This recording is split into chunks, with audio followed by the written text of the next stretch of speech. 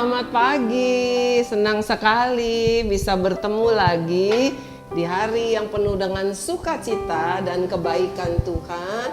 Masih ingat ini di bagian mana sekolah kita? Ini adalah di lorong, ya. Ini adalah di lorong sekolah. Kiri kanan ini ada kelas taman kanak-kanak, kelas adik-adik kita. Lalu di sini ada ruang perpustakaan.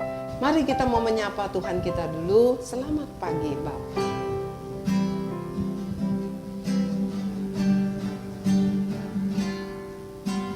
Selamat pagi Bapak. Selamat pagi Yesus. Selamat pagi Roh Kudus. Terima kasih atas anugerah-Mu. Semalam telah berlalu, ku memuji, ku bersyukur, ku muliakan nama-Mu. Allah Bapa, Putra Roh Kudus, terima kasih. Terpujilah nama-Mu ya Yesus Tuhan, Allah yang luar biasa, Allah yang hidup, bahkan Allah yang Immanuel yang menyertai kami, yang ada di dalam hati, pikiran dan hidup kami. Terima kasih untuk pagi ini, terima kasih untuk segala kebaikan, pertolongan Tuhan hari lepas hari. Dan saat ini kami kembali mau bersyukur buat setiap segala perkara yang Tuhan sudah siapkan bagi kami, yaitu berkat-Mu yang luar biasa. Kami tidak selalu mengharapkan berkat jasmani, tetapi kami tahu berkat yang melebihi makan dan minum pakai kami Tuhan sediakan bagi kami. Sebab itu kami siapkan piring hati kami, isi penuh Tuhan dengan berkat-berkat, dengan sarapan sorgawi yang selalu Tuhan siapkan untuk kami. Di dalam nama Tuhan Yesus kami mau menikmatinya. Amin. Tuhan Yesus begitu baik. Kita naikkan dulu satu pujian. Daki-daki gunung yang tinggi. Ayo semua bangkit berdiri ya. Bergerak.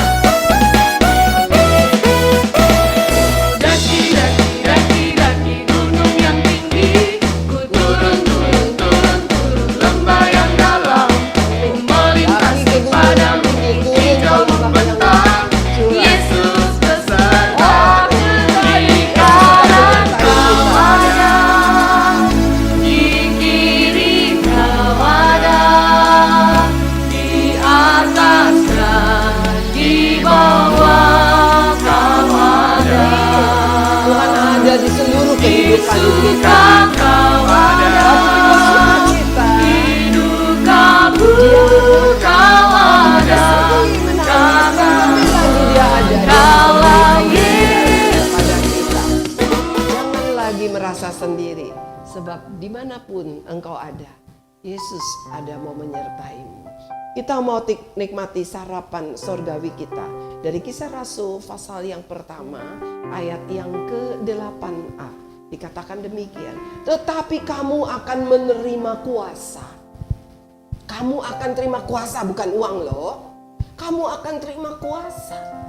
Nanti kita mau dapat rapot kan, ya. Tapi ini bukan sekedar rapot. Kamu akan terima kuasa. Apa sih kuasa?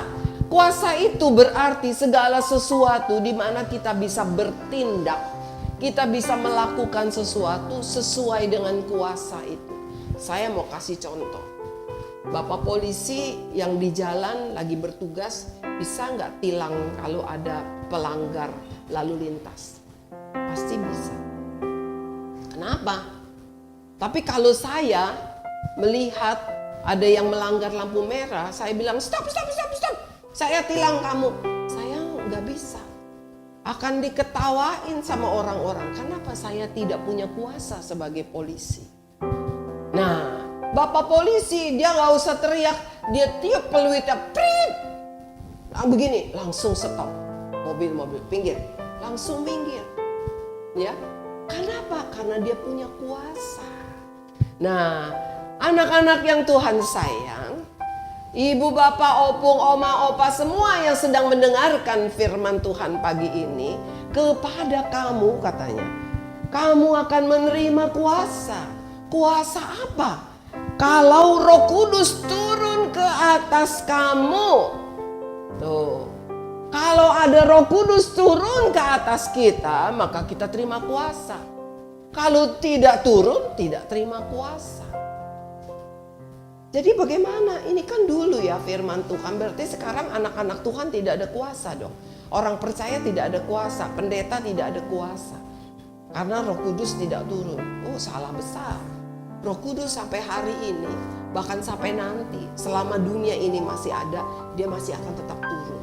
Buat apa? Untuk memenuhi, untuk diam di dalam hati saya dan hati kamu. Supaya apa? Supaya saya punya kuasa. Bukan untuk tilang pelanggar lalu lintas. Bukan untuk tangkap maling. Tetapi punya kuasa untuk apa? Mengalahkan si jahat. Mempunyai kuasa untuk melakukan perkara-perkara yang Tuhan mau. Oke. Kita lanjut ya, dan kamu akan menjadi saksiku. Wow, rupanya dengan kuasa itu kita menjadi saksinya Tuhan. Artinya apa? Kita menceritakan kebaikan Tuhan. Jadi kalau ada anak Tuhan yang nggak mau cerita kebaikan Tuhan, jangan-jangan Roh Kudus belum turun di atas kamu. Dan kalau kamu merasa, aduh nggak pede nih, saya malu, saya takut, nggak usah takut, nggak usah nggak pede, nggak usah malu. Kenapa? Karena ada Roh Kudus yang sudah turun di atas kamu. Saya teringat kepada satu kejadian. Kalian ingat murid Yesus yang nama Petrus, yang suka so jago, padahal penakut. Ya, Petrus waktu Yesus mau ditangkap, dia ambil pedang, tuk. Itu tentara Romawi yang mau tangkap Tuhan Yesus, dipotong kupingnya, cuk, dipangkas begitu. Tapi Yesus ambil, Yesus tempel lagi. Meskipun Yesus mau ditangkap, Yesus masih melakukan mujizat untuk menolong orang lain. Tapi apa yang dilakukan Petrus ketika Yesus sudah ditangkap? Ketika ada yang tanya gini, kamu kan muridnya itu kan, orang itu, Yesus yang ditangkap. Oh, bukan. Ya, Yesus menyangkal. Petrus menyangkal Yesus sampai 3 kali. Padahal dia pemberani. Tapi sebenarnya bukan pemberani. So jago. Mulutnya doang yang berani. Tapi sebenarnya hatinya sangat penakut. Nah, pada waktu itu, ketika Roh Kudus turun, Petrus juga ada di situ. Dia juga mengalami kepenuhan Roh Kudus. Dia memuji Tuhan, dia berdoa dengan bahasa-bahasa yang sebelumnya dia tidak pernah pelajari. Dengan bahasa-bahasa surga. Setelah itu Petrus begitu berapi-api, begitu semangat untuk apa? Untuk bersaksi bagi Kristus. Untuk melakukan pekerjaan-pekerjaan yang Tuhan suruh perintahkan kepada dia. Satu hari Petrus dengan Yohanes sedang pergi menuju ke Bait Allah. Dia ada di Yerusalem. Hari itu adalah hari ibadah. Dia harus datang ke Bait Allah begitu. Tetapi di dalam perjalanan menuju dekat Bait Allah, di situ ada seorang yang lumpuh.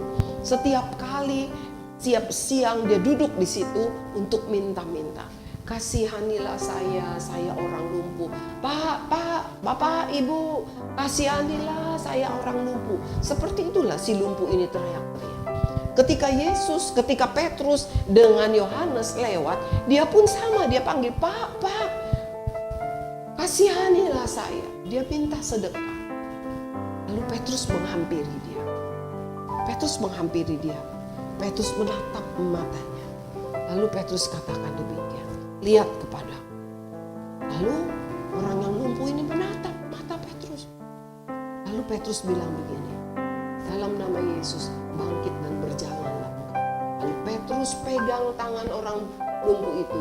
Dia angkat berdiri, dan orang lumpuh itu yang kakinya tadinya lemes begitu langsung bisa berdiri dan tegak dan bisa melompat-lompat.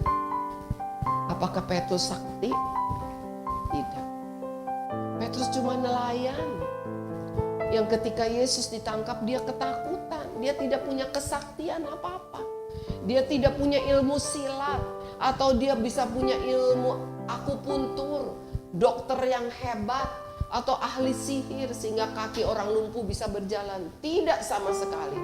Tetapi tadi Kisah Rasul pasal 1 ayat ke-8 berkata, kamu akan menerima kuasa apabila Roh Kudus turun ke atas kamu dan kamu akan menjadi saksi. Itulah yang terjadi dalam diri Petrus. Dia sudah penuh dengan Roh Kudus sehingga dia pun bisa melakukan pekerjaan yang Yesus suruh. Yesus selama di dalam dunia dia membuat orang lumpuh berjalan, orang buta melihat, orang tuli mendengar. Orang yang mati, anak perempuannya Yairus yang mati, yang sudah meninggal sembuh, Lazarus yang sudah mati bisa bangkit lagi. Dan pekerjaan Tuhan itu belum selesai, dia mau murid-muridnya teruskan. Juga setiap kita. Tuhan mau melakukan mujizatnya lewat kita. Tuhan mau melakukan mujizatnya di dalam hidup kita. Sebab ada Roh Kudus yang sudah turun. Sebab itu jangan tolak Roh Kudus. Biarkan Roh Kudus turun penuh di dalam hidupmu sehingga terjadi mujizat. Sebab apa? Sebab mujizat masih ada sampai saat ini karena masih ada Roh Kudus. Anak-anak yang Tuhan sayang, Bapak Ibu, semua keluarga yang mendengarkan. Tuhan mau melakukan mujizatnya di dalam hidupmu. Tuhan mau melakukan sesuatu yang luar biasa yang dunia tidak dapat melakukan. Dia mau lakukan mujizatnya. Miss Grace ingat bagaimana Mami Miss Grace Tuhan sembuhkan dari sakit stroke. Sakit kanker disembuhkan, sakit stroke juga disembuhkan. Bangun tidur siang itu Miss Grace ingat. Mami Miss Grace bangun tidur. Miss Grace ketemu di pintu kamar. Miss Grace bilang, sudah bangun Mam? Iya. Mi keluar dari kamar, lalu saya masuk ke kamar. Tiba-tiba telepon di rumah berbunyi dan Mami Miss Grace ambil telepon itu. Miss Grace dari kamar dengar suara Mami Miss Grace ngomong begini. Gitu. Jadi Miss Grace keluar. Kok kenapa Mami suaranya seperti itu? Ketika Miss Grace lihat Mami Miss Grace, apa yang terjadi? Mulutnya sudah narik, sudah ketarik, sudah mengok mulutnya. Sudah kaku dan ketarik sampai matanya juga seperti itu. Lalu Miss Grace ajak masuk ke kamar, Miss Grace suruh berbaring.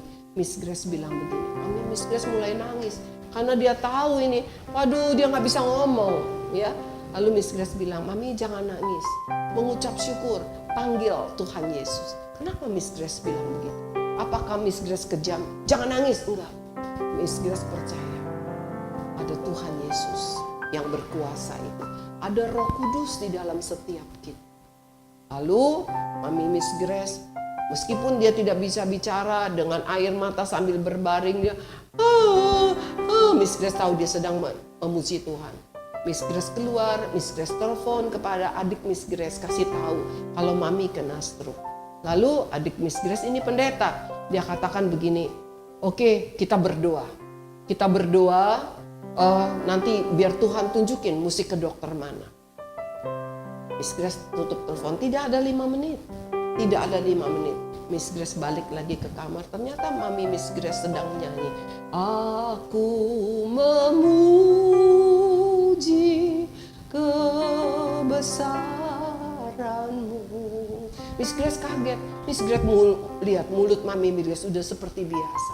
Dia nyanyi lagi dengan suaranya yang merdu, nggak seperti suara Miss Grace. Nyanyi lagu, aku memuji kebesaran. Mujizat masih ada. Mujizat masih ada. Belum berhenti selama Roh Kudus masih diizinkan bekerja di dalam hidupmu dan hidupku. Pasti ada mujizat. Ada banyak mujizat. Kalau Miss Grace mau cerita, waduh bisa sampai kapan ini ya? Nggak selesai-selesai. Karena Tuhan yang Miss Grace sembah sama dengan Tuhan yang kalian sembah. Tuhan yang memenuhi kita dengan rohnya yang kudus. Dan dia masih melakukan mujizat. Jangan pernah ragu. Biarkan Roh Kudus diam di dalam hidupmu. Biarkan Roh Kudus bekerja melakukan mujizat dalam hidupmu. Mari kita naikkan satu pujian. Tak terbatas kuasa-Mu Tuhan.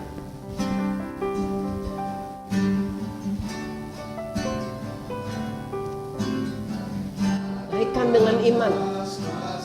Mu Tuhan. Benar, kuasa Tuhan tidak bisa dibatasi.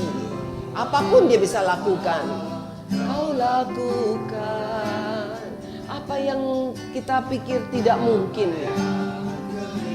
Tapi bagi Tuhan tidak ada perkara yang mustahil. Itu sangat mungkin bagimu. Amin. Mami Miss Grace yang stroke, mulutnya udah tinggal satu garis ketarik ke atas. Tidak ada 5 menit. Cuma karena memuji Tuhan. Karena percaya bahwa masih ada mujizat. Sudah balik lagi. Amin, mujizat itu nyata. Saat ini kalau ada di antara engkau yang sedang sakit, taruh tanganmu di bagian tubuh yang sakit. Opung, kakimu, lututmu sakit, pegang. Katakan tidak ada perkara yang tidak mungkin. Kamu tidak bisa pergi ke dokter karena ada wabah atau tidak punya uang. Tapi Yesus pelaku mujizat itu, Dia ada bersama-sama denganmu. Dia ada sekarang di setiap keluarga, terutama yang sedang mendengarkan firman Tuhan ini. Taruh tangan kananmu di bagian tubuhmu yang sakit. Taruh tangan kirimu di dadamu. Dan katakan tidak terbatas kuasa-Mu Tuhan. Aku percaya. Kelihatan mustahil bagimu. Itu sangat mungkin bagimu. Amin. Kalau mustahil bagimu, kata Tuhan, bagi Tuhan tidak ada yang mustahil. Aku katakan persendian yang sakit, persendian yang lemah sehingga sulit sekali berjalan. Seorang oma, opung, boru, kakimu sakit, saat ini bangkit berdiri, Tuhan sembuhkan. Ada opung yang pernafasannya rasanya tidak sehat. Karena engkau merokok, tinggalkan itu, mujizat Tuhan terjadi, engkau disembuhkan. Mari naikkan satu kali lagi pujian ini. Tetap taruh tanganmu di bagian yang sakit. Anak-anak, kau sakit perut, apapun sebabnya, taruh tanganmu di perut itu, katakan, masih ada mujizat. Semua Tuhan dapat lakukan. Izinkan Roh Kudus bekerja. Karena Dia bekerja lewat Roh Kudus yang memberi engkau kuasa. Atau ada di antara engkau yang teringat kepada kerabatmu, saudaramu, kenalanmu yang jauh dan dia sedang sakit. Mari katakan dalam nama Tuhan Yesus, tolong sembuh dalam nama Yesus. Aku berdoa buat tangan yang sedang memegang persendian lutut. Aku berdoa untuk tangan yang sedang memegang bagian dadanya karena ada sesak napas. Aku berdoa untuk anak yang sedang memegang perutnya karena sakit perut. Aku katakan dalam nama Tuhan Yesus, ada kesembuhan. Ada mujizat terjadi dalam nama Tuhan Yesus. Bahkan yang kekurangan hari ini, berasnya sudah habis, Tuhan kirimkan tepat pada waktunya. Di dalam nama Tuhan Yesus, mujizat itu terjadi. Dalam nama Tuhan Yesus tidak ada perkara yang mustahil. Di dalam nama Tuhan Yesus, kalau mami saya ditolong, pasti kalian juga ditolong. Asal kita sama-sama. Seperti Mami Miss Grace, izinkan Roh Kudus, kuasa Roh Kudus bekerja dalam hidupnya. Demikian hendaknya setiap engkau. Di dalam nama Tuhan Yesus, terjadi mujizat dalam hidupmu dan hidupku. Amin. Tuhan Yesus baik. Tuhan Yesus luar biasa. Mujizatnya masih ada. Jangan bimbang. Jangan tolak itu. Sebab Tuhan mau engkau hidup di dalam kemenangan. Tuhan Yesus memberkati. Sampai bertemu besok pagi.